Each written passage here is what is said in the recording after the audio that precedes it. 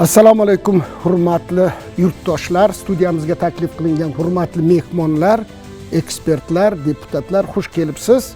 Munosabat ko'rsatuvining bugungi soni Majburiy ijro byurosi faoliyatiga boshlanadi. Juda ko'p savollar kelgan, ayniqsa shu bolani dunyoga keltirib, unga aliment to'lashdan bo'yin tovlab yurgan, hammasi pirovarda biza soliqchilarning bo'yniga kelib tushadigan juda ko'p murakkab muammolar bor.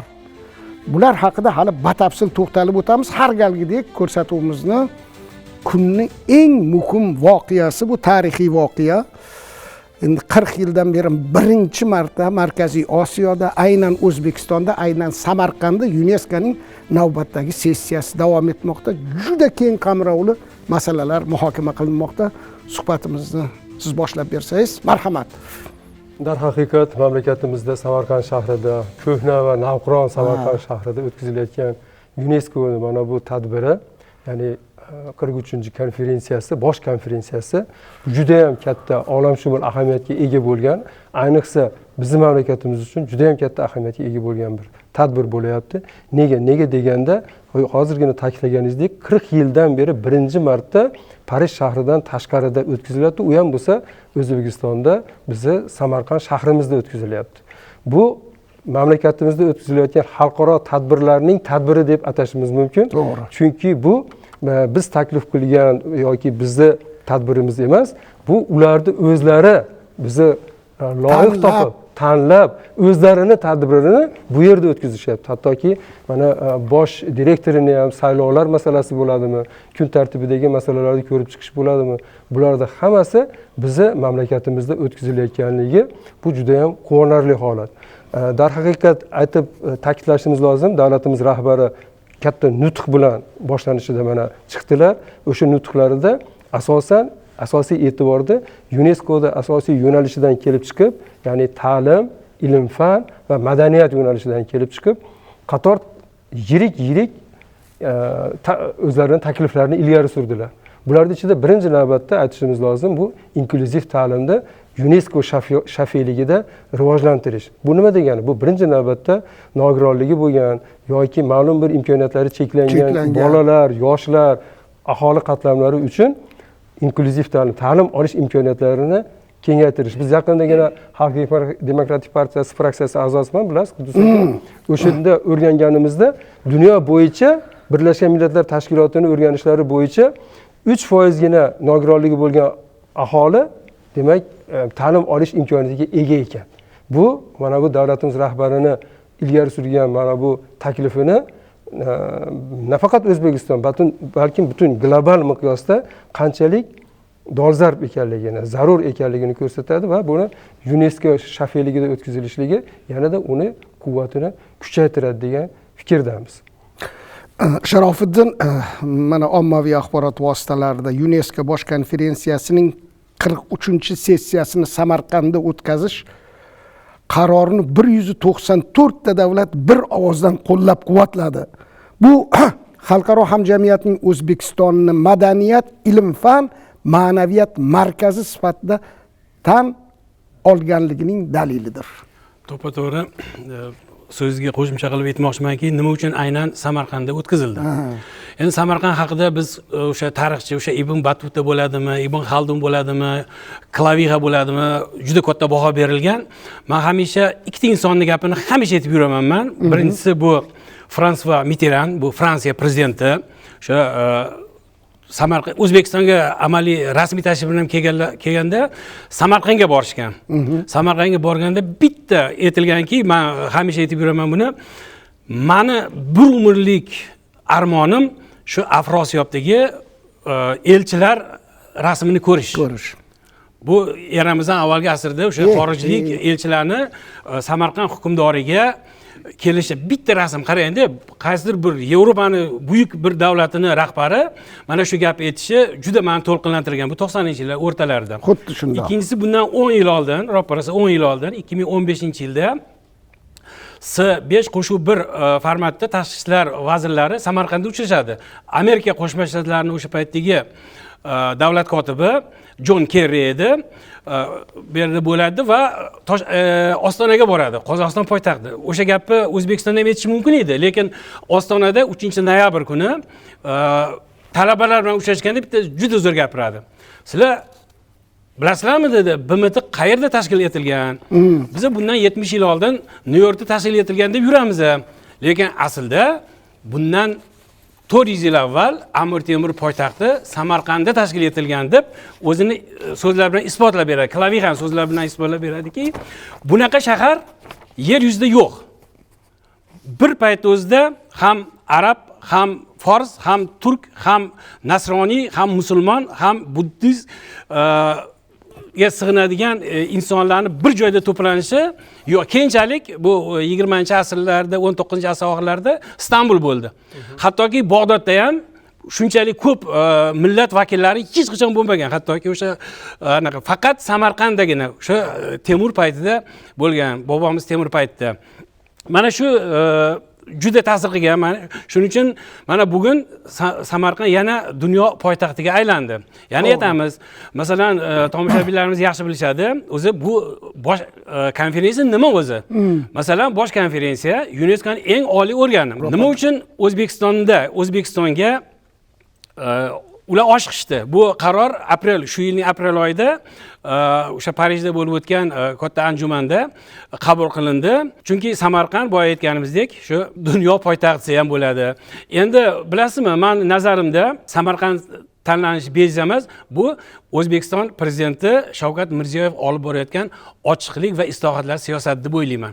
Nimaga shuncha yildan beri, masalan, 5 qo'shuv bir formati bor, 2015-yilgacha faqat tashqi ishlar vazirlari darajasida edi. Lekin mana 17-yildan boshlab, to'g'riroq 18-yildan boshlab endi davlat rahbarlari ishtirokida bo'la boshladi. Mana bu ham bo'lsa shu O'zbekistonga bo'lgan hurmat va O'zbekiston prezidentini shu olib borayotgan siyosat deb o'ylayman men. Endi bilasizmi, keyingi paytlarda o'sha dunyo poytaxti dedingiz, bu endi Samarqand ruhi deymiz. Albatta bu bir ko'chma ma'noda. Albatta. Shanxay hamkorlik tashkiloti, Yevropa vakillarini kelishi, ya'ni har yili bir nechta ulkan xalqaro siyosatga to'g'ridan-to'g'ri daxldor bo'lgan masalalar Samarqandda yangrayapti va Samarqand butun dunyoga endi hozir murakkab zamon, keskinlashuv katta, ertaga nima bo'lishini hech kim bilmaydigan bir holatda Samarqand faqat va faqat odamlarni qadimiy shahar sifatida navqiron odamlarni tinchlikka chorlayapti. Endi qarang, bir narsa aytmoqchi edim. Marhamat. O'sha bu anjumanni Samarqandda o'tirishiga qo'shni davlat rahbari Qirg'iziston prezidenti Sadir Japarov prezidentimizga yo'llagan maktubi juda ta'sirli bo'ldi. U inson aytadiki, Qirg'iziston rahbari aytdiki, bu nafaqat O'zbekistonning yutug'i, nafaqat Samarqandni, balki butun Markaziy Osiyoga bo'lgan ishonch, Markaziy Osiyoning yutug'i deb juda katta baho berildi. Ilm, fan, madaniyat va ta'lim orqali xalqaro xavfsizlik sari. Qarang, juda ham kuchli. Ya'ni ana shu ilm, fan, ta'lim, madaniyat bu UNESCOda asosiy vazifalar, asosiy maqsadi.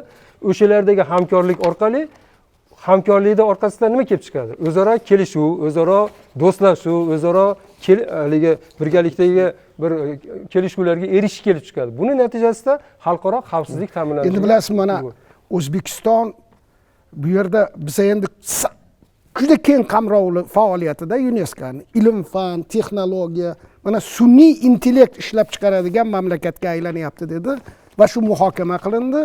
Biz keyingi yillarda mana davlatimiz rahbari bevosita tashabbuslari bilan sun'iy intellekt nihoyatda rivojlandi. Biz 19 pog'onaga yuksalib mintaqamizda yetakchi mamlakatdan biriga aylandik. Mana bu ham bizani UNESCO bilan hamkorligimizning amaliy natijasi. Endi mana qarang, bosh direktor 172 ta ovoz bilan o'zi 174 kishi qatnashgan ekan. Xalid Al-Enani shu UNESCOning bosh direktori etib saylanibdi. Bu kishini endi biz oldindan bilamiz. Bu olim, Misrdagi eng Misrshunos olim, tarixni, madaniyatni yaxshi. Bu ham mana bitta tarixiy qadam.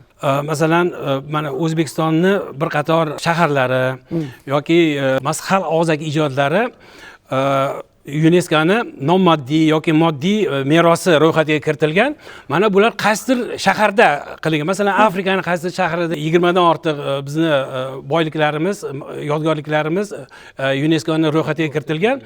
Bitta misol aytmoqchimanki, masalan aytiladiki, shu shaharda qabul qilingan deyiladi. Endi ularni qaysidir anjumanda, bu endi bosh konferensiyani 43-sessiyasida bitta yana juda muhim voqea yuz berdiki, Samarqandda turkiy tillar oilasi kuni o'sha 15-dekabrda nishonlanadigan bo'ldi. Mana bu yil birinchi marta nishonlanadi. Bu ham Samarqandda, bu ham juda katta ramziylik bor. Samarqand baribir o'sha Firdavsiyning shohnomasida yozilgan yoki Buxoro bizni yurtimiz, demak asosiy turkiy tillarni vatani shu O'zbekiston ham desa bo'ladi. Juda bu ham keyinchalik yillar o'tadi, 100 yillar, asrlar o'tadiki, mana shu kun, shu bayram Samarqandda qabul qilingan qaror asosida nishonlanadi deb butun turkiy xalqlar buni eslaydi. 15-dekabr ham albatta Samarqand eslanadigan kun deb o'ylayman. Katta rahmat. Biz ko'rsatuvimiz mobaynida mana yangidan yangi ma'lumotlar kelyapti. O'zbekistonning xalqaro nufuzi va 3-renessans sari qadam UNESCOning 43-sessiyasida bunaqa xush xabarlar ko'p.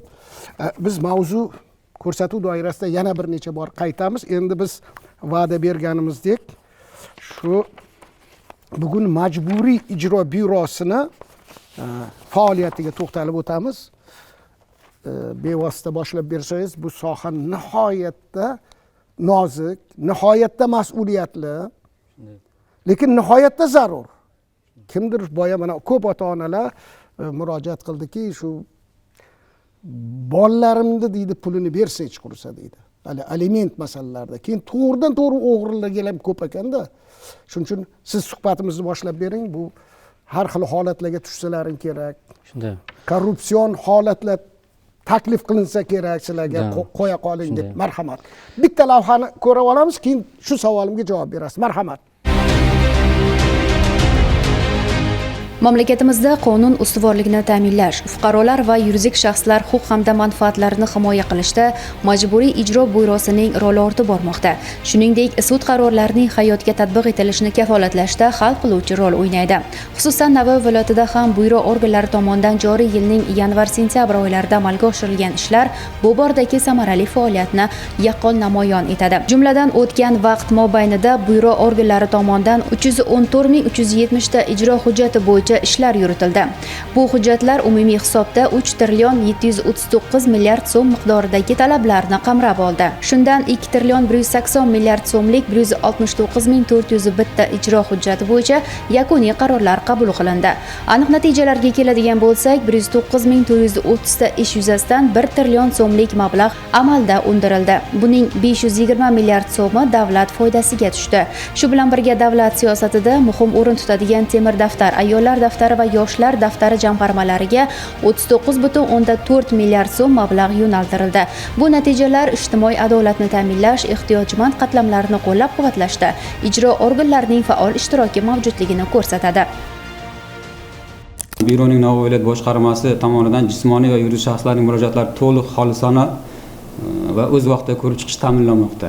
Byuro organlariga kelib tushayotgan murojaatlar mahallalar kesimida tahlil qilinib, ularning yechimi yuzasidan zaruriy choralar ko'rib borilmoqda. Jumladan joriy yilning o'tgan davrida 7772 ta murojaatlar qabul qilinib, shundan 6732 tasi hal qilingan bo'lsa, 4412 ta murojaatlar qanoatlantirilgan, ya'ni 66% murojaatlar qanoatlantirishga erishildi. Hal etilish jarayonida 35 milliard 575 million so'm pul mablag'lari undirish ta'minlandi. Yoki-da 4599 ta fuqarolarning huquqlari tiklanishiga erishildi. Rahbariyat tomonidan o'tkazilgan sayyor qabullar davomida 315 nafar aholining murojaatlari qabul qilinib, joylar hal qilinishi ta'minlandi.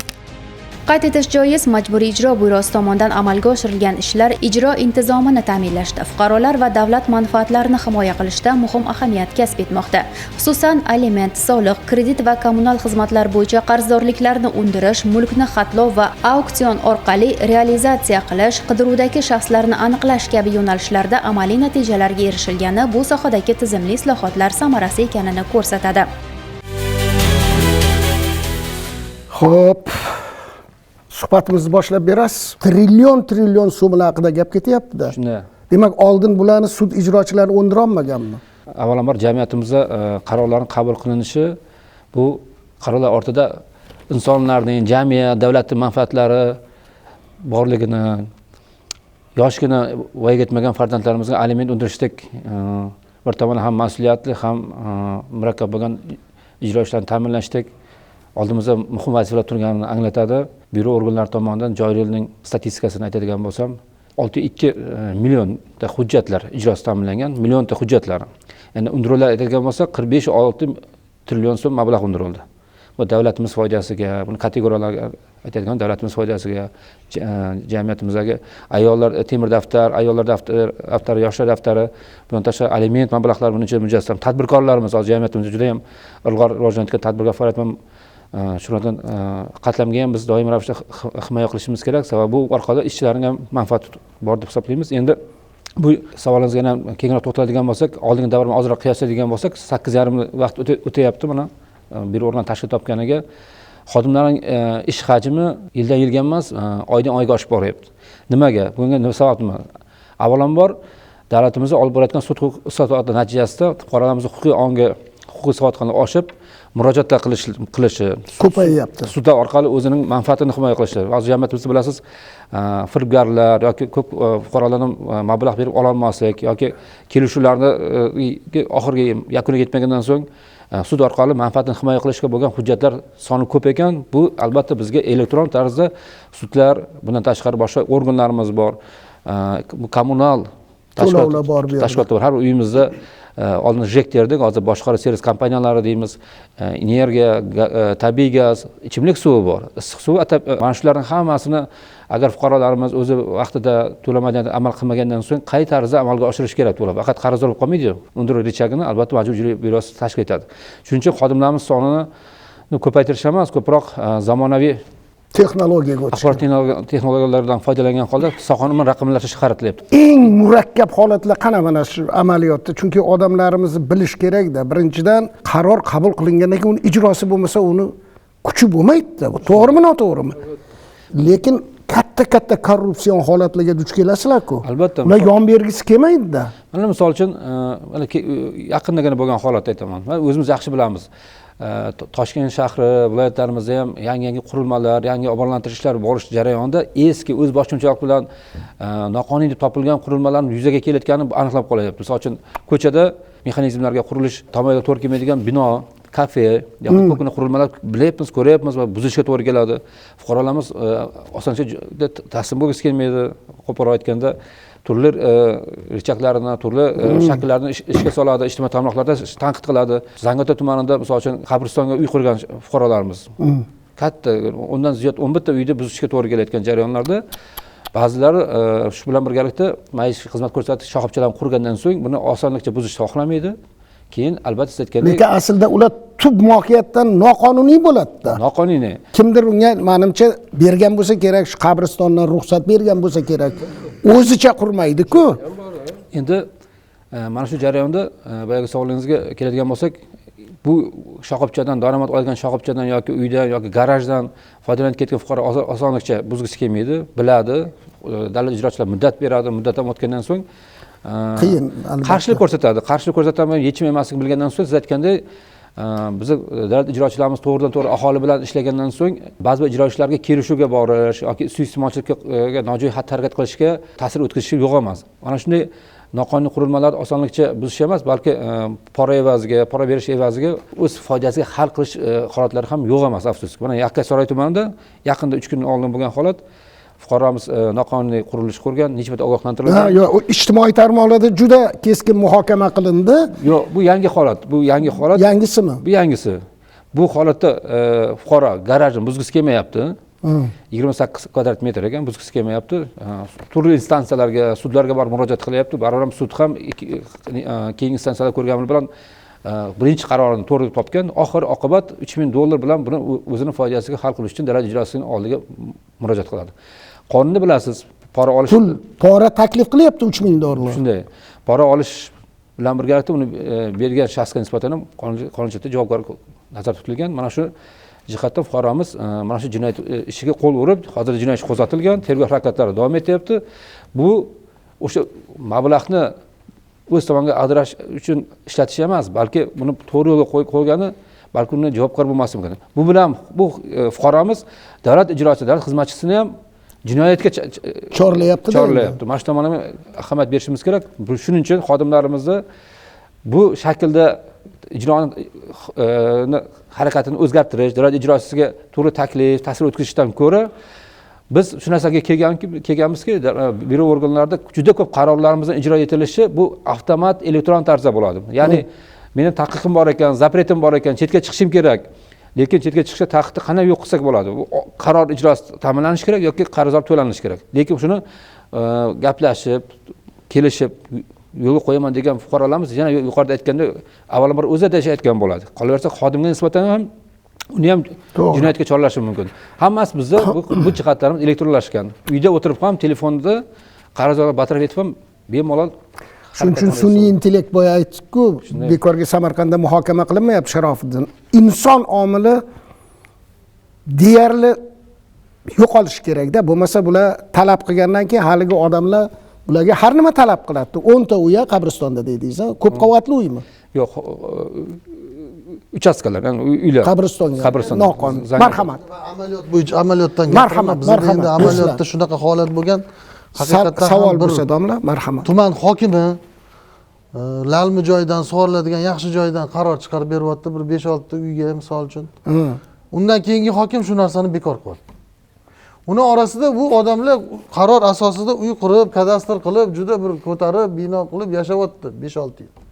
Endi jabr deydi kim bo'lyapti? Oddiy fuqaro bo'lyapti. Majburiy ijroga endi bular o'z nomi bilan majburiy ijro sudning qarorini bajaradi. Bo'ldi, tamom. Bularnikini bekor qilish uchun faqatgina yuqoridagi sud bekor qilishi mumkin. Bularni vazifasiga kirmaydi bekor qilib anaqa. Faqatgina o'sha ijroni harakatini amalga oshirish kerak. Endi bu yerda aybdor kim deb mana o'zi bilib turibsiz. O'sha jabr chekayotganlar bir hokim qaror chiqarsa, ikkinchi hokim bekor qilyapti. Bu hazilakam ish emas-ku, inson taqdiri haqida gap ketyapti. Nechta oilalar, qancha o'tda ko'pi oddiy boyuvchi bir mansabdor shaxslar emas, oddiy oilalar joy olib, uy qurib, peshona terisida uy ko'targan va buni buzilishi qanaqa oqibatlarga olib keladi? To'g'ri aytayaptilar, bu oson emas. Oson emas. Bu juda og'ir oqibatlarga olib keladi. Marhamat. Davomi sifatida savol nima qilmoqchi edim? Juda yaxshi dolzarb fikr ilgari surilgan. Menga o'zim shu biriktirilgan hududim bo'yicha tumanda kattagina yerni fermer xo'jaligi o'zi nima qilib berib yuborgan. Uchastka qilib nimalarga berib yuborgan. Xabaringlar bo'lsa kerak bu nimalarni, viloyatlarda bo'lgan holatlar. Uylarda qurishib olgan. Lekin fermer uni 49 yil dehqonchilik qilaman deb olgan aslida. Dehqonchilik qilaman deb u sug'oriladigan yer o'zi. Sug'oriladigan yer o'zi aslida. Uylarni qurib nima qilib olgan? Endi haligi yerda yashayapti. Bizga kelgandan keyin ma'lumot borib o'rgandik, prokuratura, boshqa organlar bilan o'rganganimizda aytdik. Bu yerdan har kuni hokim o'tadi, boshqa organlar o'tadi. Bular ko'rmaganmi, bilmaganmi buncha nimani? Mana shuning uchun mana shu men bermoqchi bo'lgan savolim, mana shu ketma-ketlik javobgarlik. Mana juda to'g'ri fikrda aytyapti. Hozir bugungi kunda lavozimda turgan odamgina javob berish kerak emas. Bitta hokim ketadi, ikkinchisi keladida yoki bitta mansabdor kelib, ikkinchisi ketib, natijada haligi kimdir haligi siz aytgandek korrupsiyaga holatga yo'l qo'yganda, keyingi odamlarga qolib ketyapti. Shu bo'yicha qonunchilikka o'zgartishlar kiritish, qo'shimchalar kiritish bo'yicha qanday ishlar qilyapti? Marhamat. Endi oxiri sizlarga yuk kelib tushadiki, kim eshikni taqillatib borsa, o'shanga odamlar butun nima deydi? Alamini, zardasini, to'g'rimi yo noto'g'rimi? Bu nihoyatda o'rinli savol.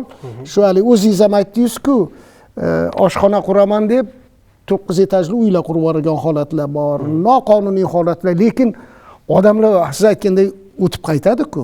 Agar bir ko'chaga budkacha qo'yib qo'ysangiz, darrov nazoratga olinadi, keladi, so'rab. Nechta soliqchidan qayerdan qo'ydingiz deydi, qani deydi. Balki bermaslar buni oldingi o'sha yerni bergan hokimni jazolash kerakdir balki. Yo'q, kim bergan? Bilasizmi, bizda hokimlar yuridik shaxs o'zi aslida, jismoniy shaxs emas. Bizda shunaqangi bo'ldiki, mana bularning gapidan xulosa qilamiz, bizda jismoniy shaxsga o'xshab ketyapti ular hozir. Masalan, men beraman yerni, men ishdan ketaman, oling 3 yil, 4 yildan keyin yangi hokim uni buzdiradi. Endi meni javobgarlikka tortish kerak-ku mana o'zi aslida. chunki men noqonuniy berganman u yerni aslida. Har bir hokim masalan viloyatlarda nimadan boshlaydi islohotni? Bozordan boshlaydi. Go'yoki bozorni obodonlashtirish uchun qancha tadbirkorlarni o'sha kichkina butkachasi yoki bitta manaqa joyi qancha anaqa turadi-ku. Shuning uchun men o'ylaymanki, o'sha hokimlar shu bozor xususiy berildimi, xususiy anaqaniki bo'ldimi odamniki, umuman aralashish kerak emas hokimlar. O'sha oldingi chiqargan qaror chiqargan hokim javob bermayapti u narsaga. Va u narsani hozir qilish uchun biza advokatlar misol uchun ma'muriy sudga da'vo bilan chiqyapmiz, to'g'ri berilganmi, to'g'ri berilmaganmi, uni bekor qilyapmiz. Bu ham hammasi vaqt ketkazadi, sarf xarajat. Ya'ni aytmoqchimanki, bu oddiy fuqaro o'sha uyi buzilayotgan kompensatsiyani qonuniy undirish uchun o'sha qarorni qonuniy bekor qildirib, keyin bularga chiqish kerak. Bizga kompensatsiyani ber, chunki kompensatsiya to'lanmasdan uylar buzilyapti. Bo'ldi, tamom. Marhamat. Bekor bo'ldi. Huquqiy baho bersangiz, endi bunaqa menimcha hozir yerni kim qaror chiqaradi? Menimcha hozir hokim vakolati anchadan beri yo'q. Anchadan beri yo'q. Endi o'sha oldingi Zangetadagi holatlar o'sha eski qarorlar bo'yicha qurilganda o'sha uy. Yo'q, o'sha endi eskilar. Marhamat. Qonunchilikda nafaqat qurilmani buzish, umuman olganda qurilish harakatlarini to'xtatish degan tushuncha ham bor. Ya'ni hozir aytganlaridek, o'sha ko'chadan agar biron bir mansabdor yoki bunga vakolatli shaxs o'tib, qaysidir noqonuniy qurilish bo'layotganini ko'rgan taqdirda, demak kimdir o'sha qurilishni tugallab, tomini yopib, xarajatni qilib bo'lgandan keyin qurilmani buzish to'g'risida emas, qurilish xarajatini erta bosqichda to'xtatish masalasida sudga da'vo qilishi mumkin. Ya'ni o'zimni ish yurtimda bu kabi ishlar bo'lgan. Juda ham ko'plab qurilmalarni dastlabki qurilish bosqichida to'xtatganmiz. Ya'ni o'sha sudni ajrimi bilan yakuniy o'sha yer bo'yicha, qurilishga ruxsat olish bo'yicha yakuniy qaysidir qaror bo'yicha. Endi undan keyin o'sha qurilish davom etgan holat bor yoki o'sha joyda butunlay to'xtatilgan o'sha yer maydoni o'z holiga keltirilgan holatlar ham bo'ladi. Lekin bilamizki, Majburiy ijro byurosi amaliyotda har doim oqibatlar bilan kurashishga to'g'ri keladi. Eng qiyini ham shuda. Eng qiyini ham albatta shu, chunki hamma narsa qilib bo'lingan, kimdir xarajat qilgan, bir joyda qaysidir bino tekinga qadroslab qolmaydi. Albatta bu xarajat, bu harakat, bu qaysidir ma'noda mehnat, pul, vaqt sarfini inobatga olish kerak bu masalada. Shuning uchun ham o'ylaymanki, bugungi kunda agar qaysidir u yoki bu joyda noqonuniy qurilishlar bo'layotgan bo'lsa, meni o'ylashimcha mana shu qurilishlarni erta bosqichda, dastlabki bosqichda aniqlash va qurilish vazifasiga kiradi, tugallash. Endi bu bilan shug'ullanadigan o'sha mas'ul tashkilotlar, bu o'sha kadastr xizmati bo'lishi mumkin yoki tuman shahar hokimliklari bo'lishi mumkin va ba'zida bu kompleksni ko'rib chiqiladi, ya'ni ishchi guruh tuzilgan holatda ham amalga oshirilishi mumkin. Mana shunda o'ylaymanki, oqibatlar ham bir muncha yumshoqroq bo'ladi. Ya'ni bir 10 qavatli bino qurib bo'lingandan keyin uni ko'rdik-ku. Buni hammamiz ko'rdik, guvohi bo'ldik. Bu necha million pul? Bu juda ham og'riqli kechdi bu jarayon. Lekin uni dastlabki bosqichda to'xtatganimizda o'ylaymanki, endi bilasizmi, oqibatlar kelib chiqmagan bo'lardi. Qachonki qabul qilinayotgan qaror yoki qonun o'z vaqtida xolis bajarilsa, bunaqa ko'ngilsizlik bo'lmaydi. U birdaniga bino qadroslab qolmaydi, uni hamma ko'radi, hamma biladi. Keyin odamlarning ko'nglida buzishga borganda endi buzish bu og'ir ishda o'zi. Og'ir ish. Endi shu tomoshabinlardan savolni ham unutmay, mana keyingi paytlarda shu aliment masalasi, bilasizmi, ajrimlar bor. 30 ming, 40 ming bir yilda. Sharofiddinjonim bittadan bola bo'lsa, u 30 ming, 40 ming bola degani. Ko'pincha otalar tashab bo'yin tovlayapti, o'zini go'dagi, o'zini farzandi. U bolani ko'z yoshi u yoqda tursin, uni kiyimi, ovqati, buni yosh oilalar juda yaxshi biladi. Bolalarning kiyimini yechib pul turishini yolg'iz ona qolib ketgan. Shuni qanaqa bularni qochib yurib yoki yolg'ondan ishga o'tib oladi, qorovul bo'lib o'tib oladi, o'zi lekin bir necha million topadi. Marhamat. Aliment ham aslida bu oqibat. Ya'ni o'sha oilani disfunksiyasi, oilani jamiyatdagi o'zini funksiyalarini buzilishini oqibati. Ya'ni buzilgan oiladan keyingina kelib chiqadigan narsa bo'ladi. Hozirgina bo'lgan voqeani aytib beraman. Mana yarim yildan beri aliment to'lamasdan qochib yurgan bir qarzdorimiz bor edi. Bugun bizni shu qidiruv xodimlarimiz tutib bizani oldimizga olib kelishdi va men buni sudga qoldirib kelgan edim fuqarodan. chorasini ko'ringlar, mana bu fuqaro bo'yin tovlab yuribdi, 15 million qarzi bor ekan deb. Yo'q, mana sudning oldiga kelib 15 sutga qamoq jazosi berilishi naqd bo'lib qolgandan keyin mana hozirgina telefonimga SMS xabar keldi, qarzdorlik to'liq qoplandi. Agarki bir fuqaroni o'zini farzandi uchun aliment pullarini to'lashiga davlatni shuncha xodimi ovora bo'lib, uni qidiruvdan kimdir tutib olib kelib, sud Majburiy ijro byurosi ovoragarchilik bo'lib sizga 15 sutga qamoq jazosi berildi degan vaqtgacha, oxirgi daqiqasigacha agar pul bor ekan, to'lamasdan yurish qanchalik axloqqa to'g'ri keladi? Mana to'lanar ekan, qochib yurishdan bu yerda manfaat nima edi? Yo'q, endi biz farzand dunyoga Alloh taolo bizga farzand ato qildimi? O'zimiz shunga intildikmi? Uni endi sharofidan boqishimiz kerak. Endi bu yerda o'sha ajrashgan rahm shafqat degan narsa bor. Ajrashgan oilalarda bu ko'proq o'sha er-xotinning munosabatlari bilan ko'proq bog'liq bo'ladi. Ya'ni albatta qonun bo'yicha to'lanishi kerak, lekin o'sha er-xotinning sovuqlashgan munosabatlari ham qaysidir ma'noda o'sha alimentdan to'lamasdan qochib yurishga turtki bo'lishi mumkin. Toshkent viloyat boshqarmasi tuman shaharlar bo'limida jami ish yurituda 29 mingta 159 milliardlik ijro hujjatlaridan 23 mingtasi, ya'ni 122 milliardligi tamomlanyapti. Bu 10 oy ichida kommunal sohadagi hozirgi o'zgarishlarni, misol uchun bugungi kundagi ilgari bilsangiz spravkalar berilardi. Kommunal tashkilotlardan misol elektrositdan qarzi yo'q, yo bir kvitansiyalarni olib kelib. O'zimiz ham ishxonada talab ham qilinadi. Hozir hamma narsa mana raqamlashtirishga o'tgandan keyin onlayn bo'lib qoldi. Любой joydan hozir xohlagan joyingizdan misol bitta knopkani bosib to'laysiz, hech qanaqa muammo yo'q. Ilgari bitta qarzdorlik hujjati kelsa, u hujjat kirimdan o'tib, u to ijrochiga chiqib, ijrochi uni qo'zg'atib qaror qabul qilib, uni tomonlarga, taraflarga yuborguncha ancha vaqt o'tilardi. Endi bilasizmi, oldin yana nima bo'lardi? Endi bu juda Sharofiddin bilan bir 20 yillar oldin qishloqda gaz yo'q o'zi. Men o'qituvchilarga noreal qarzdorliklar, ha? Bu yozilarmidi? To'g'ri. Oylikdan ushlab qolinardi. Bu qanaqa korrupsiya bo'lgan ekan. Endi o'qituvchi iloji yo'q, chunki u ishdan ham quruq qolgisi kelmasdi. Menimcha hozir bu narsalarga uzun kelsalar, mana chek qo'yildi to'liq. Hozir ko'p joy naqd pul muomalasidan umuman voz kechildi. Hammasi o'sha nima plastik karta orqali yo bo'lmasa o'sha mana joylarda paynitlar bor, boshqalar bor. Hamma joydan bitta savol. Mana milliard bu shu pullar yo'q bo'lib ketardi endi. Yo'q bo'lib ketardi, deyarli. Ko'pchilik, ko'p qismi nima bo'lib ketardi uni. Shu o'rtada o'zlashtirib, mana bugun o'qib qoldim, bitta tibbiyot muassasasi 600 millionmi so'mlik gaz o'g'irlabdi-da, tibbiyot muassasasi. Demak, xususiymi bilmadim. Xususiy. Ha? Xususiy. O'qigan bo'lsangiz.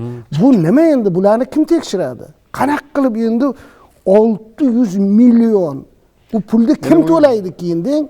Bizning bo'ynimizga tushsa kerak-da baribir. Yo'q, umuman baribir davlat o'g'irlanyapti-ku. Kimdir davlatga zarar keltiryapti, to'g'ri. Bu narsa qoplanadi. Ba'zi bir nimalarda aybdor topib, o'sha aybdorni bo'yniga qo'yiladi. Ya'ni o'sha ularga javob beruvchi o'sha nimalari bor, ta'minotchilari bor, boshqalari bor, ularga qo'yadi bo'yniga. Xo'p, mana shunaqa katta korrupsion holatlarga qarshi ham Majburiy ijro byurosi kurashadimi? Mana 600 million. Uni bekorga emas, menimcha u shunchaki o'g'irlamagan. Doniyor, marhamat. Tizimimizda raqamlashtirish juda ham jadallik bilan ketmoqda. U yildan yilga buni bitta misolda MIP portal elektron dasturda ham olsak bo'ladi. Biz o'sha eski tizimda ishlaganda davlat ijrochilari sud hujjatlari, boshqa organ hujjatlarini boya yuqorida ta'kidlaganlaridek qog'oz shaklda qabul qilardi. Boshqa organlarga va notarial idoralarga va boshqa hamkorlikdagi tashkilotlarga ham qarzdorning mol-mulklarini aniqlash yuzasidan, ularga taqiq qo'yish va boshqa ijro harakatlarini amalga oshirish yuzasidan yozma so'rovnomalar orqali yozishmalar amalga oshirilardi. Hozirda byuro tizimida MIP portal elektron dasturi joriy etilishi bu narsalarga chek qo'ydi. Ya'ni sizga sudlardan va boshqa organlardan sud hujjatlari va boshqa organ hujjatlari elektron shaklda kelishi ta'minlanmoqda. Mazkur hujjatlar qo'zg'atilishi bilan bir vaqtda qarzdorning nomidagi ko'chmas mulk, avtotransport va boshqa mol-mulklarga nisbatan inson omilisiz elektron tartibda avtomat taqiq qo'yilishi amalga oshirilmoqda. Va o'z o'rnida sizga savol ham tug'ilishi mumkin. Ushbu qarzdorlik elektron to'lov tizimlari orqali bartaraf etilgandan so'ng ushbu taqiq taqiqlar olib tashlanadimi? taqiqlar elektron inson omilisiz shu sun'iy intellekt yordamida elektron avtomat tarzda bekor qilinadi. Qarzdorga nisbatan qo'yilgan barcha cheklovlar elektron bekor qilinadi. To'lov tizimi orqali qarzdorlik qoplangandan so'ng. Bilasizmi, buni ham Sharofiddin eslab qo'yish kerak. Buni bir 8-10 yil ilgari meni ham boshimga tushgan. Tumanga borganman, gazni o'chiramiz degan. Endi tumonat odam mani adresimda boshqa odam yozilganda va bir qarzdorlik bo'ynimga qo'yilgan. Yaxshi ham rahbarlarning oldiga kirib uni yo'q qildim. Bunaqa noreal qarzdorlik odamlarga sochib yuborish, endi qanchasi qamalib ketdi, ko'rdik endi u payt, o'sha paytlarda. O'sha narsalar yo'qoldimi hozir, barham berildimi? Chunki odamlar kommunal to'lagan bu pul bizlar uchun ham hamma uchun pul. Faqat va faqat bu yerda o'zini iste'mol qilganini ishlatsa, shu narsa qanday nazoratga olindi? Hozir to'liq o'zimizda kuzatib turish imkonimiz bor. Даже o'sha o'zimizda sayt bor, mip.uz bot degan, undan ko'rib tursangiz bo'ladi. Misol, bugungi kunda sizda qarzdorlik mavjudmi, mavjud emasmi? Nima sababdan kelib chiqdi? Qarorlari bilan ilova qilib, bitta qaror olish ham muammo edi ilgari. O'sha borishingiz kerak edi, vaqt xarajat qilasiz, yo'l boshqasi bor. Hozir shuni intellekt yordamida ko'rib, hamma narsani, misol, taqiqingiz yo'qmi, chetga chiqish huquqingiz cheklanmaganmi, hamma narsani ko'rib turasiz, bemalol bo'lib qoldi. Oxirgi yillarda o'sha majburiy ijro byurosi tashkil etilganda, shu ijtimoiy tarmoqlarda bular haqida, xodimlar haqida salbiy fikrlar juda ko'p berildi-da. O'shanda keskin chora ko'rish kerak edi. O'sha salbiy, masalan, kaltaklangan holatda ham bo'ldi. Hozirgi kunlarda ham mana ko'ramiz, hatto aliment to'lamagan o'sha erkak, qo'shniqchi erkak bularni xodimini kaltaklaganlik ko'rdik viloyatlarda. Men o'ylaymanki, ularga nisbatan masalan, ikkita erkak, masalan, ikkita odam urushib qolsa, 1 yil beradigan bo'lsa, bularni formasi bor. Formasi borganiga 2 barobar ko'p jazo berishimiz kerak. Keyin yana boya bitta narsa aytdingizki, bizda o'zimizni qonunlarga itoat qilishimiz yo'q-da. Qonunni bilmasdan oyda deb birinchi ijtimoiy tarmoqqa berib yuborsak, ashkoni o'shalar olib ketadi. Masalan, bitta misol endi. Bundan necha yil oldin Toshkentda bir hokim masjid qurilayotgan minorasini buzib tashladi. Voydo deb hamma hokimni so'kish boshladi. Keyin hokim malades yaxshilik qildiki, aytdilarki, bu chizmada 2 ta minora edi. Bu inson 4 ta qilyapti. O'sha kadastrda yo'q deb ana qilgandan keyin sal popiy pasaydi ijtimoiy tarmoqdagilarni. Shuning uchun qonunga itoat qilish bizning burchimiz bo'lishi kerak. Mana shuni men o'ylaymanki, shu teleko'rsatuvlar orqali, radio orqali, ijtimoiy tarmoq orqali ko'proq biza targ'ibot qilishimiz kerak. Yana bizda o'sha konstitutsiyada yozilgan qonunlarimizda, oila kodeksida bor, yana boshqa qonunlarimizda ota-ona farzandiga e'tibor berish majbur. Farzand ota-onaga e'tibor qaratish, ularni qarash chog'ida u ham majbur. Bu qonunlarda yozilgan. Lekin o'zimizning diniy qadriyatlarimiz bor. O'zimizning o'zbekona qadriyatlarimiz bor. Masalan, men hech aqlimga sig'maydiki, o'zini farzandiga aliment to'lamaslik. U go'dak bo'lsa, oyligi juda anaqa, uni boya aytganingizdek qorovul deb oladi-da, 400 ming to'lash bu uyat-ku endi. O'zini farzandi bo'ladigan bo'lsa, mana shuning uchun targ'ibot ko'proq olib borish kerak. Shu bu xodimlar ham ko'proq olib borish kerak, biz jurnalistlar ham ko'proq olib borishimiz kerakki, shu qadriyat o'lmasin, bizning o'zbekona qadriyatimiz o'lmasin. Bilasizmi, ijtimoiy tarmoqlarda jabrdiyda qilib ko'rsatsa darrov mehrimiz o'sha tomonga og'atda. Lekin ikkinchi tomondan unda qonunda ijrosini bo'ladi. Qonunda ham ijrosi borda. Bu tomoniga ham biz chidashimiz kerakda. Qonun ustuvormi, uni ijrosi ta'minlanishi kerak. Yo shunga ko'nikishimiz kerak. To'g'rimi, noto'g'rimi? Marhamat. Bular aytganlaridek, ko'p to'sqinliklar bo'ladi. Haqiqatan ijro jarayonlariga davlat ijrochilari chiqqanda qarzdorlar tomonidan yo bo'lmasa qarzdor taraflari keladi. Aka-ukalari, qo'shnilari. Bu jarayonda bizga ichki ishlar xodimlari ko'p yordam beradi.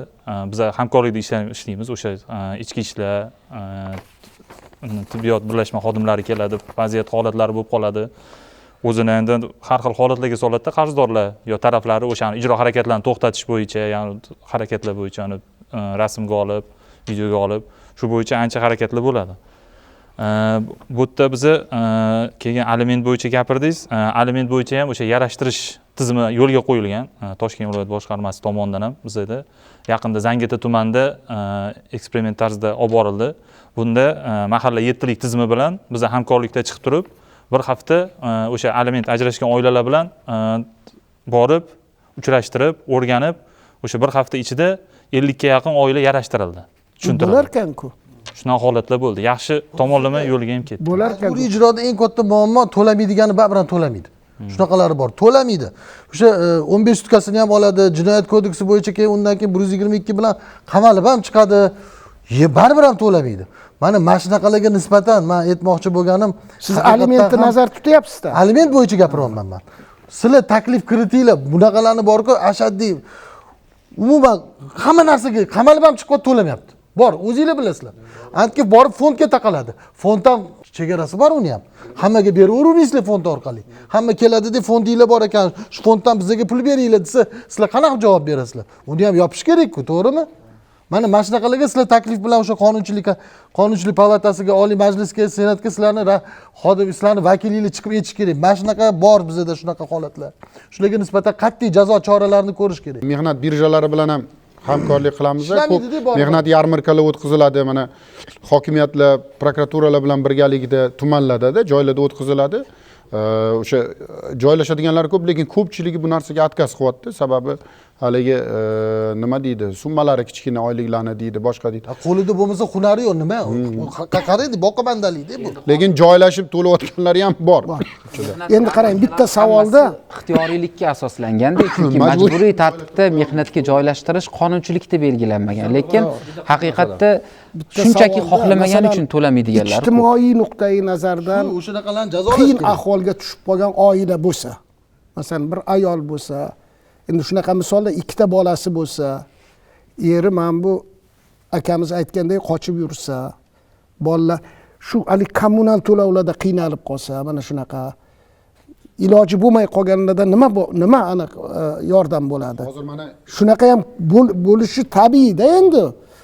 Chunki unga to'la deb borsangiz, uni qanaqa holatda bo'ladi? Endi aliment masalasidan kelib chiqadigan bo'lsak, yuqorida Abjabor akam to'g'ri masalani, muammoli masalani aytib o'tdilar.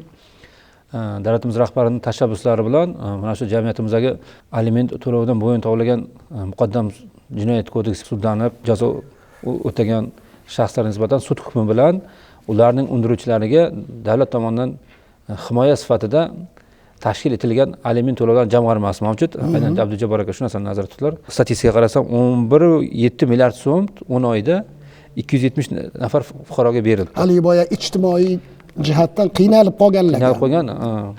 Endi buni ikkinchi masalasi aytganlarda buni joyiga qo'yishimiz kerak.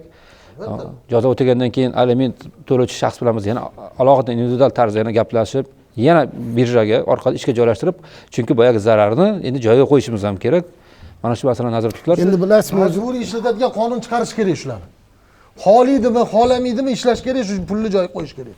Tamam, mana shu qonun. endi bilasizmi, Abjabor aka mana bir yilda 30 ming atrofida undan ko'proq sharobda ajrimlar bo'layapti-da, bu 10% biz uchun juda ham katta. Shuning uchun o'zi aslida endi bir eskilik nima deydi, qolgan narsalarni o'ylab oila qurishni ham bir oldin shu oilani qursam, bolamni boqa olamanmi?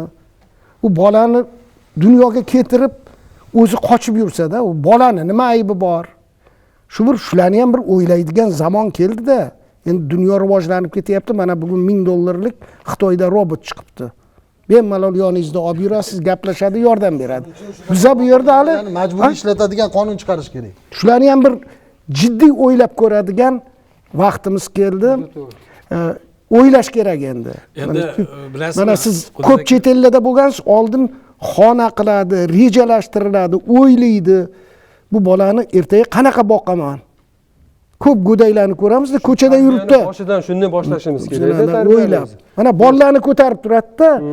Men shularga juda ham rahmim keladi. Endi nima deysiz, go'dak sovuqda turib. Nikoh shartnomasiga jiddiy qarashimiz kerak.